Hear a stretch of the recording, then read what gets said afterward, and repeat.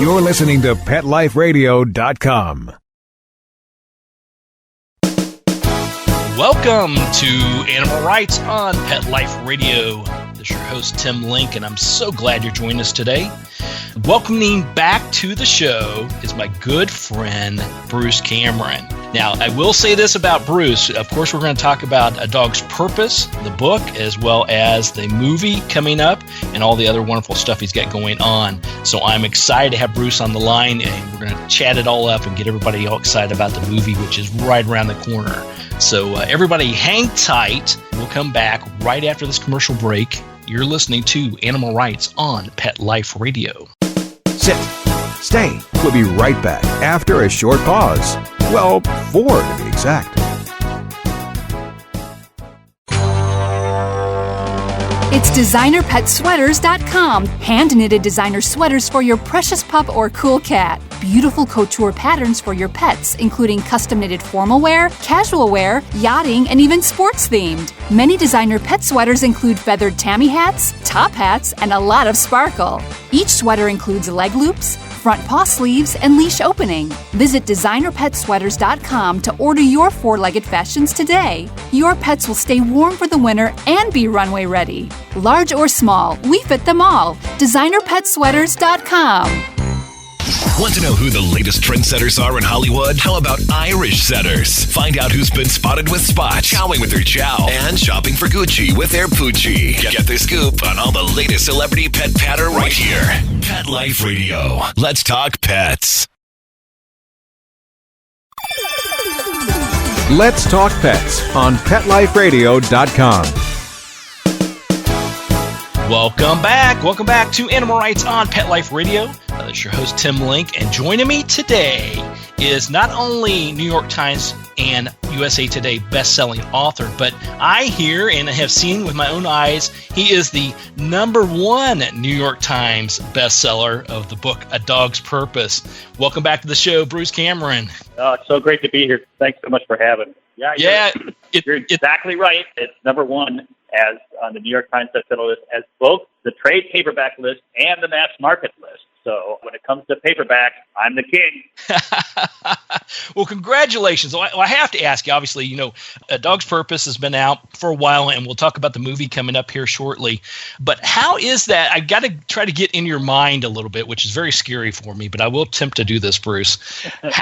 How is it going from writing this book, A Dog's Purpose, seeing it go to the New York Times bestseller list, and then X number of, we'll say, months, years pass by, then all of a sudden it's revisited again, and now not only is it on the list, but as you said, on the #1 spot in 2 different categories. Is it easy to wrap your head around that, or are you still just totally in shock? Give me what you're thinking.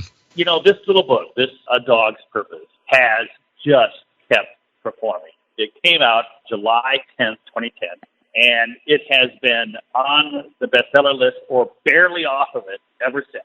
It not only has it spent 52 weeks on the New York Times bestseller list. It's actually now 55, but it was 52 weeks not long ago. And the way it got there was so interesting because 3 of those weeks came a year after the paperback was released. Around Christmas time, all of a sudden, there it was on the list again. Nobody expected it. It just showed up. So what's it like? It's like an overnight success, except for it took me my whole life to get here. But it certainly has caught the public's imagination, and I am gratified and humbled and thrilled that everybody likes it so much. Absolutely. And the great thing, Bruce, we've talked over the years about all your writing and everything, and I'm sure your fans already know this, but, this overnight success was not an overnight success. It wasn't necessarily like your very first novel that you penned went #1, and you've had #1s ever since. This has been quite a journey of your own. Oh, yeah. I mean, I wanted my whole life to be a writer. I wanted to be an author, a novelist. In fact, I declared in my early 20s that it was my life's ambition to be the #1 New York Times best-selling author of something. And that was in my 20s, and then years and years went by without me selling anything, not so much as a short story. And I wrote short stories. I wrote 9 unpublished novels before my 10th book finally took off. I sold 8 Simple Rules for Dating My Teenage Daughter. It became a New York Times bestseller. It became a TV show. It was big life-changing thing for me. But I still haven't sold a novel. That was a nonfiction humor category book, and as were my next couple of books. So it really was A Dog's Purpose that was not only my first published novel, but then it went all the way. Now it's, as you say, it's number one. So what is it like? It feels like I wanted to do this for so long, and now that it's here, I'm having a little trouble taking it in. It has to be. I mean, I'm so proud of you for everything you put into the book and seeing your career moving forward in such great strides. It's it's exciting for me. So to try to even just get my toe in your shoe a little bit there, it's got to be fantastic, awe-inspiring. Probably wake up in the middle of the night thinking, what in the world is going on here? Yeah. I mean, every New Year's Eve, Catherine and I, we don't make resolutions. My wife, Catherine, and I instead declare what the next year is going to be. We don't say the year of the monkey. We'll say things like the year we get out of debt, the year we go on vacation. We declared 2016 to be the year that our movie came out, A Dog's Purpose. Then they changed it on us and made it and changed the date to January 27th, 2017. So I guess I don't even remember what we declared this year to be. I think we were just so shocked by what's happening that we're having trouble putting it into words. Absolutely. So once again, I know your fans probably know the story well, but I want to make sure everybody's aware of it, because even the book, A Dog's Purpose, correct me if I'm wrong, it wasn't like you had an epiphany and decided, hey, I'm going to start writing dog books now. This was actually sort of a healing type book for Catherine as well. Yeah, so I had met this woman. Her name was Catherine. I was pretty enamored of her. We were headed up the West Coast. We were going in the car. We were going to meet her family. They're up in the Bay Area. And Catherine had just lost her Doberman pincer, Ellie. And Ellie died, I think she was 4 years old, so it was way too young. And it was Catherine's first dog. She had never had a dog before, and so she was completely unprepared for the wave of grief that overtook her. She turned to me and said, I will never go through that again. I am never going to have another dog. And this was really bad news for me, because I had started to picture that Catherine would be pretty big in my life. And I've always had dogs. I can't imagine going through life without a dog. So I had to come up with some way to convince her that it was actually really important for us to get a dog. And I told the story. I told the story of a dog that reincarnates and remembers each life, along the way learning many lessons and realizing there must be a purpose for all this, or it wouldn't keep being reborn. And that, after I told her that story, she turned to me and she said, that's your next book. You have to write that as a book. So that's amazing. So being the good boyfriend, you got to come up with something to make them feel good. So you, being a brilliant writer you are, come up with this story sort of off the cuff, we'll say, that not only heals her, makes her feel better, but also starts the strides towards the obviously the number one best-selling book, A Dog's Purpose. Yeah, and it was not only off the cuff, but normally when I tell a story, it's like I'm fitting together the pieces in a jigsaw puzzle. And when I'm writing a book, I'll start putting the pieces together, and then I'll realize, no, that's not the way it's supposed to be, and I have to take the pieces off the board and try it again. With A Dog's Purpose, this thing came to me as if someone else built the crossword puzzle and then glued the pieces together so I couldn't screw it up. I mean, I heard this whole story in my head, beginning to the end. Every character, every scene, it just came, boom, which never has happened before since. I don't know why. I just know that it felt like a gift, like a gift from God, that I was given this book to write. And certainly it has been a gift to my career. It has been a gift to my life. Catherine liked it so much that she married me. That was a gift. So everything's going great, and it all just clicked on that ride up the coast. And like all good stories, you end up getting the girl in the end. So that and the beautiful, right. Yes, the beautiful and talented Catherine Michon. Well, I always had to put that beautiful. In there. Yeah, she's beautiful and talented. I didn't have to shoot any bad guys like you do in some stories. I just wound up with the beauty. Yeah, that's right. And you talked about always, the big deal breaker there, which you've always had dogs in your life. So how would you go on in this relationship if there wasn't a dog? But also, your daughter is heavily involved with animal rescue and helping the furry friends out as well. Yeah, that's right. When I was growing up, my dad would buy dogs from a breeder. They were usually AKC. I'm not sure they all were. They were Labradors to every single one of them. And then, so I thought that's what you did when it was time to get a dog. You had to buy one from some breeder. And then I got involved in the world of rescue because my daughter runs Life is Better Rescue in Denver, Colorado, and her whole thing is to go into kill shelters and find the ones that are marked for execution and say, we can save this one. And usually it's because it has a medical problem that can be fixed that their organization will pay for, or it's because the dog needs to be re-socialized. There's usually some reason why they need to dump the dog, and she'll take it, and she'll find a home for it, and that's her specialty. It's not just dogs. It's cats, horses. She's done reptiles. She's even done a couple of chickens, which I think is crazy. So the short answer is my daughter is involved in rescue. It has changed the way I look at the world. I no longer buy dogs from breeders. I get them from shelters. Specifically, I get them from my daughter's rescue. So she can pick out the best dogs. She's so good at matching people with dogs. And she matched me with Tucker. Tucker is our little 26-pound dog. I think he's down to 25 pounds now. He's a little thinner. He's so scruffy and funny, and he's got so many different dogs in him. No idea. When people say, what kind of dog is Tucker, I say, I don't know. That's right. He rules the roost. He is a handsome feller, that's for sure. And yeah, everybody can take a look at of your on the back of your books. Obviously, there's a picture of you and Tucker there as well. And Tucker's had his own fame on the silver screen as well, being in Catherine's movie. Yeah, he was in the movie Muffin Top: A Love Story. He played a dog, which he did quite well. I got cut from that movie. I don't know if you knew this, but no. Yeah, I was in a scene that got cut from the movie, and I was sleeping with the director, okay? I was sleeping with Catherine Michon, and I still got cut from the movie. And the scene, I played man in a bar. And so I got to tell you, I think I'm pretty good at playing man in a bar. But for some reason, they cut the scene anyway. And I'm not in A Dog's Purpose. They wanted real actors. I volunteered to play anything that they wanted, and they said no thanks. So Catherine and I co-wrote the screenplay, but we didn't get the star of the movie.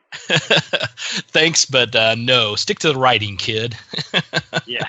Well, some of us, I'm on radio, so maybe that's something there, not on the silver screen as well. So you know what they say about radio voices.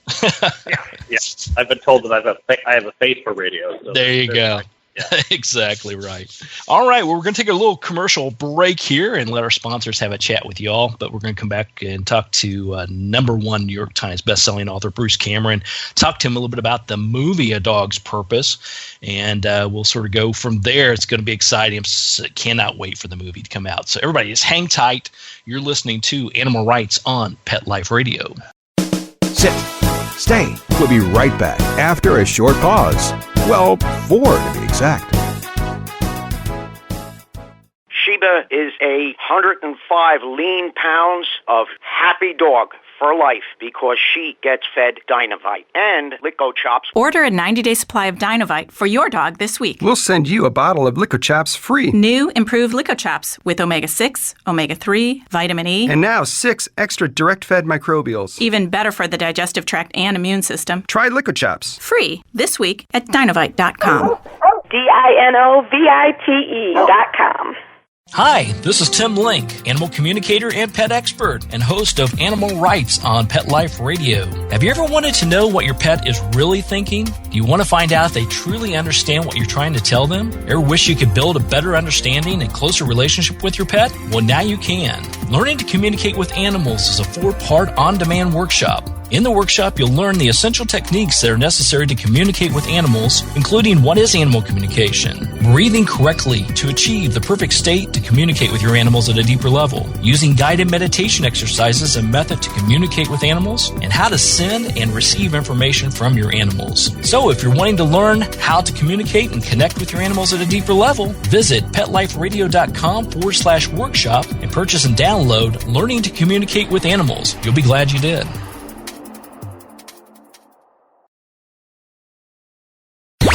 Let's talk pets. Let's talk pets On Pet Life Radio. Pet Life Radio. PetLifeRadio.com.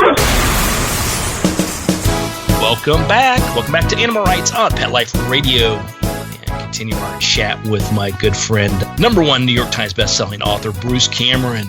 Now, Bruce, tell us about Dog's Purpose, the movie, as far as when is it coming out and what can everybody sort of expect from the movie? Well, the movie will be out January 27th this year, 2017. It stars Dennis Quaid, A.J. Appa, Britt Robertson, who is just perfect in it.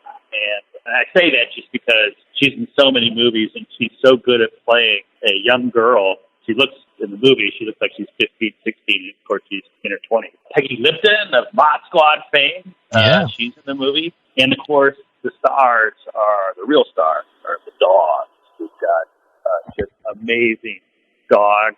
The main dog, the dog that is reincarnated and remembers each life, is voiced by the actor Josh Gad. Yeah. Josh is hilarious, and I actually had the honor of seeing the movie with Josh for the first time for both of us, and he is such an emotive guy that he laughed at all the jokes and he cried at all the moving parts. It was really an experience to watch the movie with him. He brought so much to it. It was so much fun.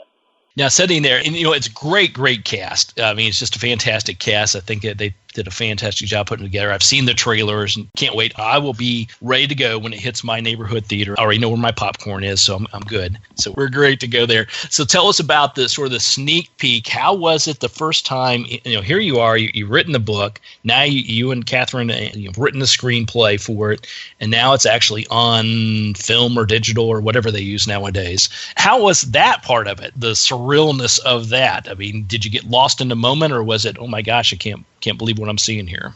We were actually invited to be on set. So we were up in Winnipeg where the majority of the scenes were shot. We were up there during what I thought was a mosquito apocalypse because there were so many mosquitoes. I thought they're taking over. So we donated a lot of blood involuntarily to the mosquito population. But I will say that one of the things that is most striking is to suppose that this story that I told to Catherine Michon in the car one night on our way up the coast of California resulted in so many people with jobs, from drivers to grips to gappers to TAs to people serving food to people cleaning to security guards, and then of course the actors, the director. All of these people are there because of that story, because I made up that story. That was a very impactful moment. That really felt to me like I had accomplished something good and have given all these people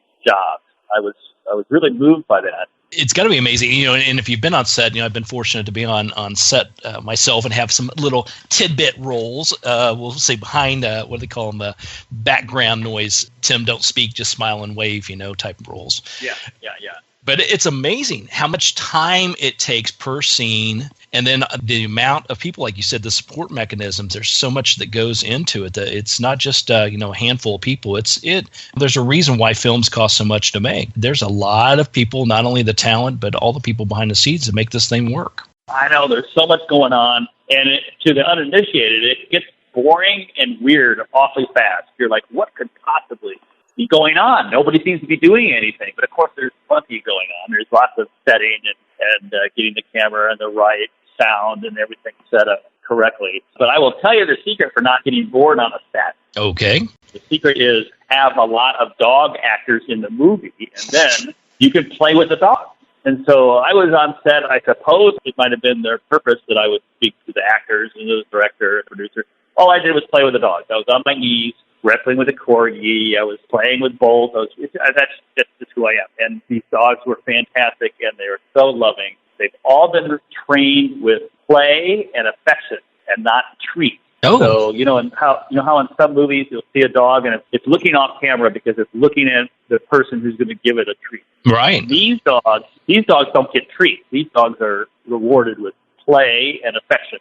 They're allowed to play tug on a toy. So that's the relationship they have. They're so eager to please that they're spending all their time looking where they're supposed to be looking. And then they can bring real emotion if they can figure out what you want. And there's this one dog, Bolt. He plays Buddy in the movie. And Buddy, for your listeners who have read the book, Buddy is the final dog that you meet along this journey. And this dog, Bolt, when he looks at the camera, you swear that he is sad when he's supposed to be sad and happy when he's supposed to be happy. He really seems to get what we wanted from him. So I thought he was amazing. There you go. Some of them are just naturals, and they know how to pull at your heartstrings or even make you laugh when that time comes. Yeah. Dogs are amazing creatures, and they want so much to please us that when they figure out that, when I pick up that this is the emotional mood of what's going on and I react to it accordingly, I get to play. So they'll start doing that. It was just wonderful. Oh, that's got to be fun. Got to be so much fun. So I've got to ask you this from the writer's standpoint, the author of the book and writer of the screenplay. You hear the old adage of, it's nothing like book. So I've got to ask you, and I always say everybody go out and pick up a copy. I'm sure they've already got a copy of A Dog's Purpose, but the movie tie-in book is out there, and that's the one that's hit the #1 New York Times bestseller list.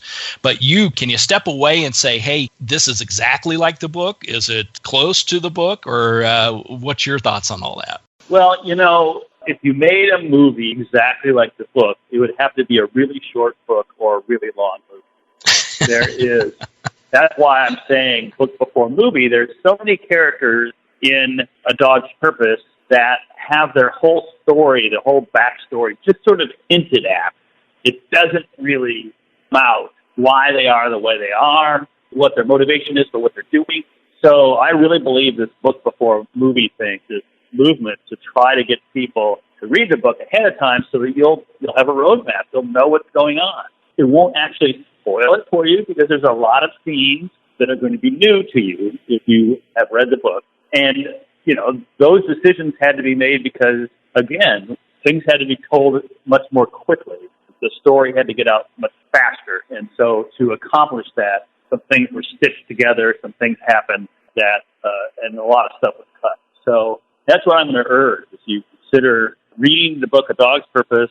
Read both of them. Read A Dog's Purpose, and then the sequel, the second in the series, is A Dog's Journey. If you go in there armed with that, you'll have a much better experience. But if you don't feel like doing that, I still say go see this movie. It's a wonderful movie. You can take your whole family. You can take your grandmother. You can take your grandson. It doesn't matter. They're all going to enjoy this movie. Yeah, they will definitely enjoy the movie and definitely enjoy the book too. So I encourage you, either get your book and read it before you go to the movie, or go immediately afterwards and get the book afterwards and do your own comparison, take your own notes on that.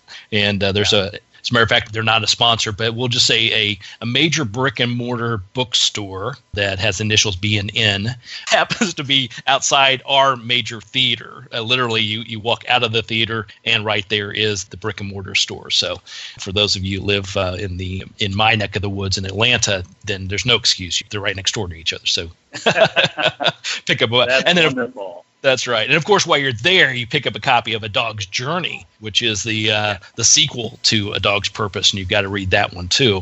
That's an exciting book as well. So, Bruce, tell us a little bit then about how once the movie is out and done, what's your life like after that? Because I know you continue writing. I'm sure you just recently had a little respite, but I'm sure you got some writing done then as well. So tell us what's – I know that you never stop.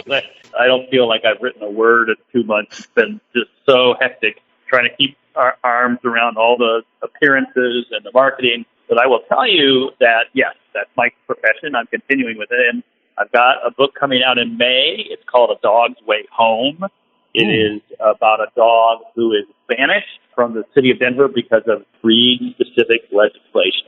And because of that, the dog winds up being relocated hundreds of miles away. Figures that this is wrong and kind of crazy because the family couldn't possibly have intended for her to be so far away.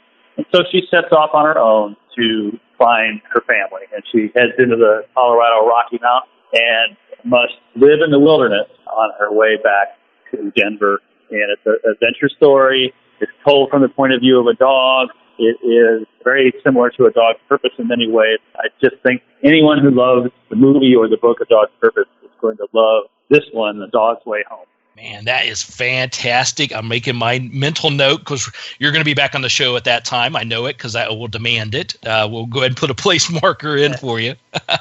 But that's exciting. Well, that's pretty good for a guy who is not a dog writer. All of a sudden, I think there's a little bit of niche that we're all glad that you found there, Bruce. Yeah, I know. I don't mind it at all either, I'll tell you. And it's so much fun to think that I get to have my life be about dogs. I love dogs.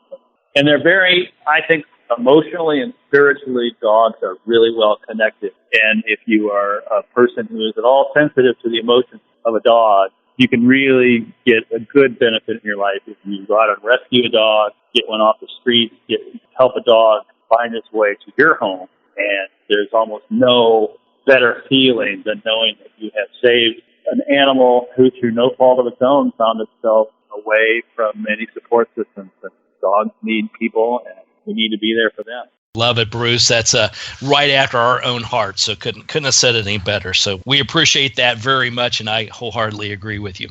So, Bruce, once again, congratulations on everything. #1 New York Times best-selling book, A Dog's Purpose. Everybody go up and pick up another copy of it. Pick up the film version, or the film cover. It has a brand new, exciting cover on there. So we're excited about that. And, of course, get you a copy of A Dog's Journey while you're there as well. So, Bruce, hey, congratulations. The movie coming out. I'm so excited for you guys. And I'm going to look forward to circling back around with you and talk to you again real soon about the next project. All right. It's always a pleasure to be here. You guys take care. All right. Very good. Well, we're coming to the end of the show today. I want to thank everyone for listening to Animal Rights on Pet Life Radio. I want to thank our producers and sponsors for making this show possible. If you have any questions for me, comments, or ideas for the show, you can email me. Email me at tim@petliferadio.com. That's tim@petliferadio.com, and I'll be glad to answer your questions, entertain your comments, and bring on the people you want to hear from most. So until next time, write a great story about the animals in your life. Put it in a blog, an article, a book, or in a movie even. And who knows, you may be the next guest on Animal Rights on Pet Life Radio. Have a great day. Let's Talk Pets, every week on demand, only on PetLifeRadio.com.